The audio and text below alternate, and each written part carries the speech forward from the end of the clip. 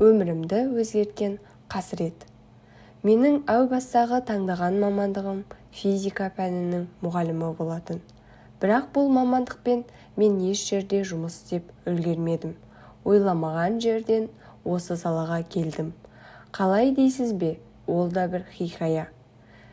Біздің елде ерікті психотерапия қызмет әлі де болса кең етек жая қоймаған. Сондықтан менің мамандығым күрт өзгеруіме таныстарым, туыстарым алғашқында қарсы болды. Бірақ бүгінгі заманда осы қызметтің пайдасының көп екендігін көргендер ғана айталар. Соның бірі мына менің сөзім. Университетте оқып жүргенде мен өзіммен бір факультетте оқитын Жарасқа тұрмысқа шықтым. Біз бір-бірімізді өлердей жақсы көруші едік. Тіпті үйленген соң да бір сәтке бір-бірімізді көзден тасағымыз келмейтін. Қайда барсақ та қол ұстасып, бірге жүргенімізді көрген дос таныстарымыз бізге қызыға қарап, қызғанышын да білдіріп жататын. Мен өте бақытты едім. Бірақ жаратқан біз осы бақытымызды көп көрді. Бірде Жарас екеуміз кешкісін киноға барып серуендеп келмек болдық. Онда екеуміз де жаспыз, студентпіз. Әрине оқуымыз бен жалдаған пәтеріміздің ақысын қайнатам төлеп тұрды.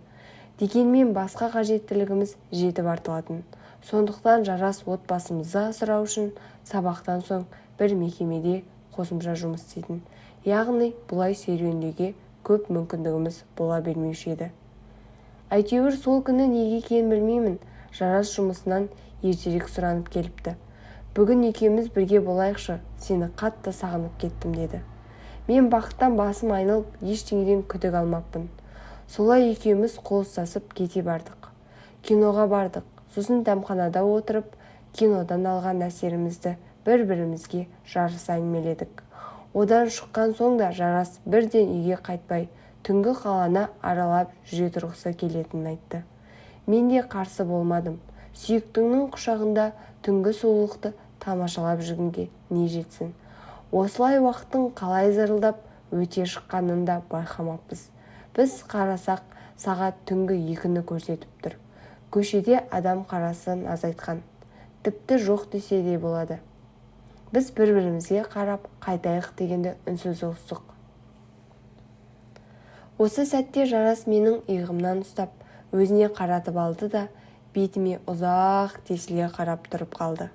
Көзінде бір мұң бар сияқты. Оның не екенін сол мезетте түсінбеппін. Әлде өзінің соны таянғанын сездім екен. Қарап тұрды да мені қыса құшақтап, мен сені өлгенше сүйіп өтем деді. Бұл кезде қатты шаршап, көзіме ұйқы тығыла бастағанмен Жарас қайтайықшы, ертең сабаққа тұрмай қаламыз ғой, деп еркелей құшағына тығыла түстім. Ол жарайды, тек үйге дейін жаяу барайықшы, 2 аялдамай ғой деді. Мен қалжырап тұрсам да үнсіз келістім. Сөйтсем ол өмірін ұзарта түскісі келген ғой. Біз жүретін көшенің бойына жарақ орнатылмаған еді. Бірақ жанымда арқа сүйектір болғаннан кейін маған сол сәтте ештеңе қорқынышты көрінбеді. Қолымнан ұстадым да қараңғы көшемен соңынан ере бердім. Жарас ауыз жаппай сөйлеп келеді. Бар әңгімесін бүгін айтып қалмаса, ертең үлгере алмай қалатындай асыға-аптыға, әрине айтып риясыз күліп келеді. Маған бұл да күдікті көрінбеді. Мен оның әрбір қимылын, әрбір сөзін шексіз сүйетінмін. Оның қандай да бір әрекетінің соңында бір жасырын нәрсе бар деген ой ешқашан келген емес. Кенет үйімізге жетуге 10 шақты метр жер қалғанда алдымыздан 3-4 жігіт шыға келді. Анадайдан көз алмай қарап тұрған тұрып, тіке алдымызда орағыта шыққанда қарғанда дәл бізді күтіп тұрғаны белгілі болды. Ішінде бойы пәкенелеу маңдай шаша түскен қасқабас біреу Жарасқа жақындап келді де, адамды осынша күттіруге бола ма екен деп жерге шырт түкірді. Бірден өзім сынып киеліге кеткеніне түсініксініп қалдым. Жарас та оны танитын сияқты. Арслан, жүрші, оңаша сөйлесейік. Нәзгүл үйге кіре берсін деп мені алға қарай оздырып жібермек болып еді. Қалғандары менің жолымды бөгей берді. Тоқта, қайда асығасың? екеуің бір бүтін емессіңдер ме? Сенің басыңдағы қиындық екеуіңе ортақ болуы керек қой. Мүмкін қарызыңның орнын әйелің толықтырар. Жымысқылана қарап, менің ой бойыма көз тінтіп шыққан қасқабаққа жеркене қарадым. Ол да мұны сезіне көзін тайдырып әкетіп, тағы да Жарасқа шүйлікті. Мен саған қарызыңды бүгіннен қалдырмай жеткіз дегенім қайда? Жоқ деп аузыңды қу шөппен сүрте бергенше неге әкеңнен сұрамайсың? Әкең бір мекеменің құлағынан ұстап отырғанын білемін. Сүйікті ұлын қиындыққа тастап кетпейтін шығар. Әлде өзім қоңырау шалайын ба? Жоқ Арслан, әкем білмей-ақ қойсын. Тағы бір күн бер. Ертең сұраған ақшаңды тауып берем. Уақыт бітті Жарас. Қарызыңның пайызы шектен асып кетті. Сонда маған не қыл? Енді маған ақшаңның керегі жоқ. Маған басқа нәрсе керек. Қарызыңның орнына мына сүйкімді келіншегіңді бересің бір түнге. Жарасқа жалт қарадым. Жүзі түтігіп, жұдырығын түйіп алыпты. Мені білегімнен ұстап, арқасына ығысырып жасыра берді. Сөйтсе ана жігіттің тырнағынан аман қалатын сияқты. Байқап сөйле, Арслан, біле білсең мені бұл іске тартқан сенсің. Демек әдейі арандатқан екенсің ғой. Бәсе, қайта Нәзгүлді айтып, аузыңның суы құрып отырғанын-ақ сезіктеніп едім. Жоғалт қараңды, әйтпесе өзімде өлем, сені де ала кетем. Мына сөздерді естігенде мен кімнің қорарымды білмей қалдым. Екеуіне жалтақ қарай беріппін. Кенеу ана қасқабақ қасындағылардың иегін көтеріп еді. Еңгезерде екі жігіт келіп менің білегіме жабысты. Жараста қарап тұрмай әлгілерді менен аластатып, оңды-солды жұдырығын сермеп жатыр. Мен айналамда не болып жатқанын түсінуден қалдым. Тек жерге отырып қалып құлағымды жауып, бар даусыммен шыңғырып жылай бердім. Бір кезде Жарастың ішін ұстап бүктеліп бара жатқанын, алана жігіттердің тым-тырақай жан-жаққа қашып бастағанын байқадым. Одан кейінгі бұлыңғыр айқай салып қолына келтек ағаш ұстап жүгіріп келген көршілер, өлден жедел жәрдем келген даусы, жерде қаңсырап домалап жатқан Жарас, бәрі көрген түстей. Жарас сол күйі тілге келмей ауруханада көз жұмды. Әлгі оңбағандар оны 3-4 күн жерінен аямай пышақтап кетіпті. Даладағы айқайды естіп, көршілер жүгіріп келмегенде мен де аман қалмас па едім. Одан айырылған соң дүниеден бас кешіп, мүлде тұйықталып алдым. Көзімді жұмсам болды. Жерде қансырап жатқан Жарас елестейді. Түні бойы сандырақтап, айқайлап шығамын. Күндіз сабағыма барып келгенім болмаса, ешкіммен тілдеспеймін. Бөлмеме кіріп алып, өз-өзімен түпсіз тұңғиыққа батып, елес қуып кетемін. Жарасты пышақтағандар ақыры табылмады. Әлде табылса да амалын тауып құтылып кетті ме, кім білсін. Бірақ неге екенін білмеймін. Оларға деген ешқандай ыза кек те жоқ. Мен жалпы бұл ақымақ өлімнің кімге, не үшін керек болғанын түсіне алмадым. Түсінуге тырыспадым да. Әлде әр ойлаған сайын жанымды құлбырауға салатын қасіретке қайта оралып ауырсуына беруден шаршадым ба? Бар ойым тек маған ешкім тиіспесе екен. Апамды менің жағдайым қатты алаңдататын. Я, сырттан қараған адамға мен еш зиянсыз, моп-момақан көрінгеніммен ішімде қандай арпалыстың жүріп жатқанын тек апам ғана жақсы түсінетін. Менің жан күйзелісімнің күн санап тереңдеп бара жатқанын оты сөнген жанарымнан көріп білді де бір күні қолымнан жетектеп жеке емханаға алып барды. Алғашқында ішкі дүниемді ешкімге жалаңаштағым келмей үндемеуге тырысып бақтым. Ал дәрігердің сабыр төзімінің арқасында жанымды сызатқан дертіммен алғаш бөліскен күні 2 сағат бойы тоқтаусыз өкіріп жыладым. Сол күні бірінші рет ешқандай түс көрмей алаңсыз ұйықтадым. Осылай психотерапия курстарына жарты жылдай барып жүрдім. Ал сосын емдеуші дәрігерім енді айтар ештеңе қалмады дегендей емдеу курсының аяқтағанын айтып шығарып салды. Бірақ іштегі сыздау жарамның беті қата қотарланып жазыла бастады да Жыл бойы құрсауда ұстап келген қайғы қасіретім сейілгенде оның орны қаңырап бос қалғанын түсіндім. Жарас өмірден өткелі мен бәрінен бас тартып жалғыз қалыппын. Осыдан бір жыл ғана бұрын кез келген кештің көркін қыздырар, ауыз жаппастай нағыз өзі болған мен енді адамдармен қарым-қатынас жасауға дайын болмай шықтым. Менің өмірім сүргім келмеді, бірақ қорықтым. Осы уақытқа дейін психологтың тайтайлауымен ғана жүріп келген мен өзімді сүйеніш, тірексіз қалғандай сезіндім. Маған өмір сүру бір үлкен себеп керек еді. Перзентханада дәрігер болып істейтін апам бір күні мені өзімен біріне жұмысқа алып барды. Сол жалы неге барғаным есімде жоқ, бірақ барғаным дұрыс болыпты. Апам күні бойы бір тыным таппай маған қарауға шамасы болмады.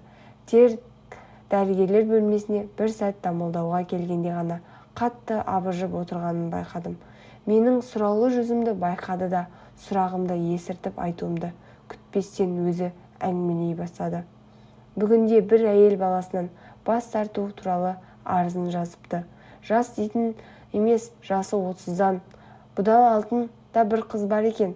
Мен оған 9 айы бойы жүрегінің түбінде сақтаған балаңды қалай қиып кетесің? Ана болу бақытын түсінбейді екенсің дейтінмін. Қызың бар екен, серік болады ғой. Мұның не десем, күйеуім мені тастап басқа елге кетіп қалды. Мұны қайда апарам? Өзім пәтерде жүрмін. Бір қызымның әуресі де жетеді. Мемлекет өлтірмейді ғой дейді. Оңай ма екен? Алтынмен аптап бақсаң, туған анаңның аялы алақанына жетпейді ғой. Қалай түсіндіріп райынан қайтарарымды білмей басым қайтты. Апамды аяп кеттім. Күні бойы мына жақта әркімнің өміріне алаңдап, қиналып жүргенде мен де бір жүк болып бұнау. Оның мойнына басыл болғаным үшін өзімді кінәлі сезініп, сәл де болса көмектескім келді ме? Апа, ол әйелмен мен сөйлесіп көрсем қайтеді дедім. Жақсы болар еді қызым. Апам, ешқашан болалы болып көрмеген, сен оған не айта алушы едің демеді. Бір сөзге келмей әлгі әйелдің палатасына ертіп апарып кіргізіп жіберді. Бір бөлмеге 4 төсек қойылған екен. 3 әйел балаларын ұйықтатып қойып, өзара әңгімелесіп, шай ішіп отыр. Ақ қалат киген мен осындағы медбикелерінің бірі деді ме, маған ешкім назар аудармады. Есік жақтағы 4-ші төсекте бүк түсіп бір әйел жатыр. Жанындағы сәбидің шыңғырып жылағанында қарар емес. Мен баланы қолыма алып, біраз әлдилеп едім, ернін сорып жатып ұйықтап қалды. Бірақ артыншақ оянып қайта айғайға басты. Осы кезде палатаға кірген медбике ашуланып, қолымнан баланы жұлып алды да: «Ана деген аттаған садаға кеткір-ай, баланы шырқыратып қойып жатсын қарашы, тым болмаса тастап шыққан уызын қандырсаң қайтеді деген тас жүрек едің», деп құндақтаулы баланы көтерген күйі шығып кетті. Мен үндемей әлгі тас жүрек әйелдің төсегінің шетіне келіп отырдым. Осы сәт жастықтан басын көтеріп алған ол: «Сен кімсің?» дегендей маған көзін бағжаң еткізді. Қабақтарының айналасы қызарып ісіп кетіпті. Әбден жылағаны көрініп тұр. «Мен күйеуімді өлтіріп кетті», дедім әй-шәй жоқ.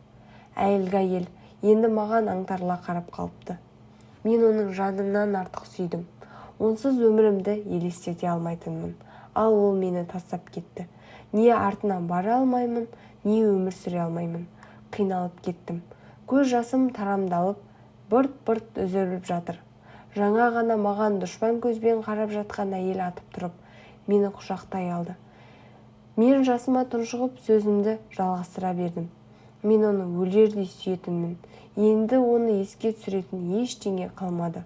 Оны күннен күнге ұмытып бара жатырмын. Менің ұмытқым келмейді, ал ол ұмытылып барады. Ең болмағанда құрсағыма өзінің бір бөлшегін қалдырғанда бұлай қиналмас едім. Оны ешқашан ұмытпас едім. Сәбиімді жанарында көріп өз жанымда жүргендей сезінер едім. Ал ол маған ештеңе қалдырмады. Өзіме мүлде бейтаныс тас жүрек әйелдің құшағында өкіре жылап қанша отырғанымды білмеймін. Тек апам келіп: «Қызым, қайтатын уақыт болды» дегенде ғана орнымнан тұрып шығып кеттім. ертеңіне апам әлгі әйелдің баладан бас тарту туралы өтінішін қайтып алып, перзентханадан сәбиін өзі алып шыққанын, кетерінде мен әлдеқайда бақытты екенмін дегенін айтып келді. Сол күннен бастап апамнан перзентханаға жиі баратын болдым. Күн сайын дүние есігін ашып жататын жаңа өмірлерден қуат алдым ба, әлде осындағы қаншама адамның тағдырларға қанығып, тіпті кейбірінің жанына демеу бола алғаныма қанағаттандым ба, әйтеуір менде бір құлшыныс пайда болды. Осы сәтте мен өмірде бір ауыз демеу сөзге зәру қаншама адамның барын, оларға кәсіби көмек көрсете алсаң, қаншама қасіреттің алдын алуға болатынын, сондықтан өзімнің психотерапиямен айналысқым келетінін түсіндім. Менің таңдауыма апам ғана қарсы болмады.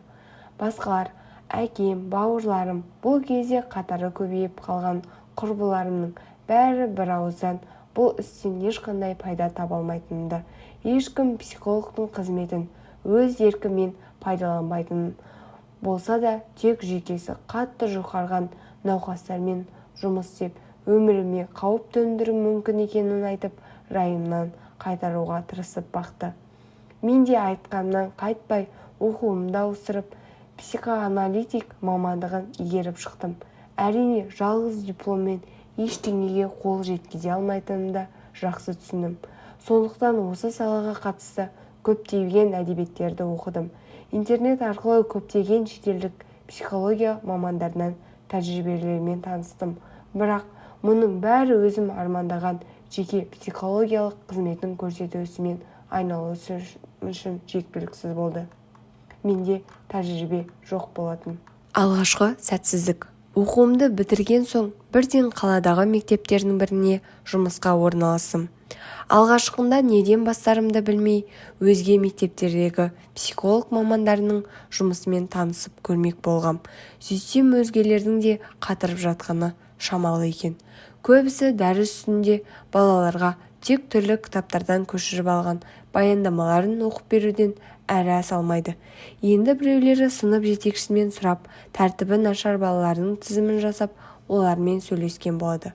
Бірақ ондай балалардың көбі тұрмысы төмен, отбасынан шыққан немесе ата-анасы маскүнем. Тіпті жағдайы жақсы болған күнде жұмысбасты ата-анасының қарауынсыз қалған балалар болғандықтан біз не істей аламыз деп қолдарын қуыстырады да отыра береді екен.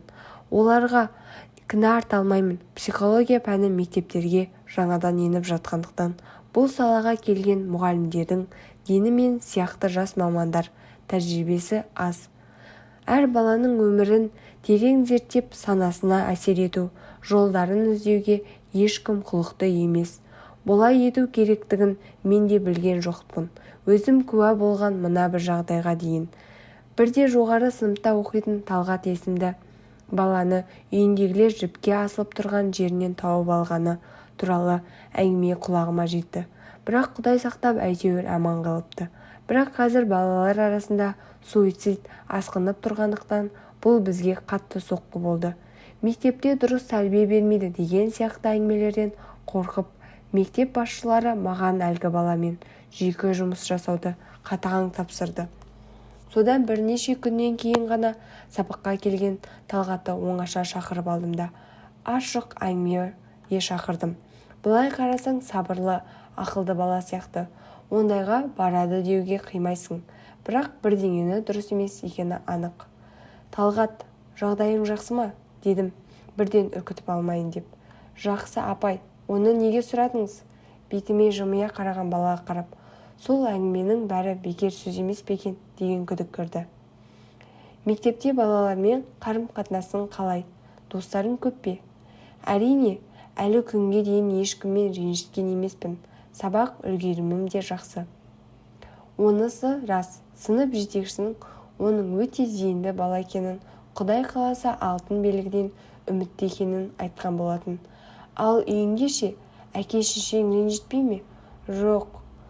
Алдымдағы жаңа ғана жайраңдап отырған баланың жүзі бірден күңірентіп сала берді.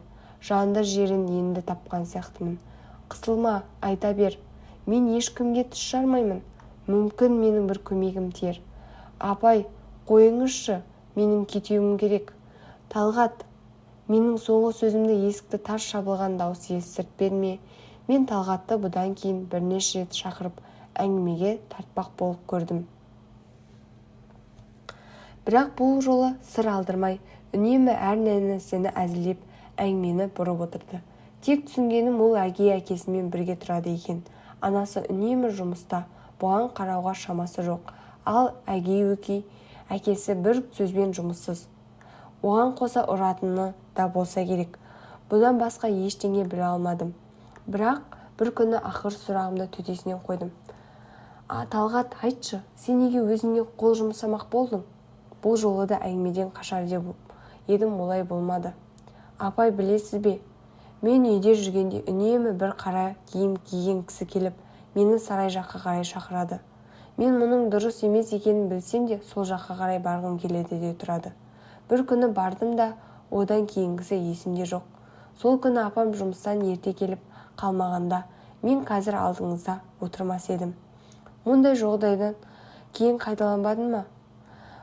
Сол оқиғадан кейін апам мені молдаға апарып оқытқан.